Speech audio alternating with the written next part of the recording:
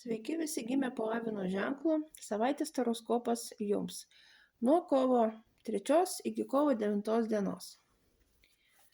Pasižiūrėkime ateinančios savaitės perspektyvas, ko vengti ir patarimas. Taip, ateinančios savaitės perspektyvos. Kitą savaitę jūsų užduotis bus dirbti su informacija, rinkti informaciją, galbūt kažkas eis mokytis naujų dalykų, dirbs su dokumentais. Kita savaitė jums yra skirta žinių ir informacijos kaupimui. Ko vengti? Nepasiduokit jokiom pagundom.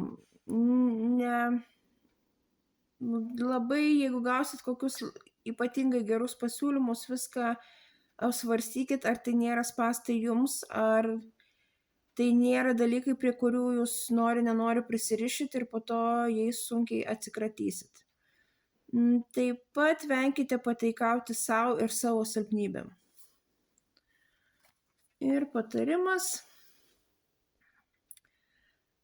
Nieko nebijokit, kaip jūsų nuojauta ir jūsų logika rodo, taip darykit.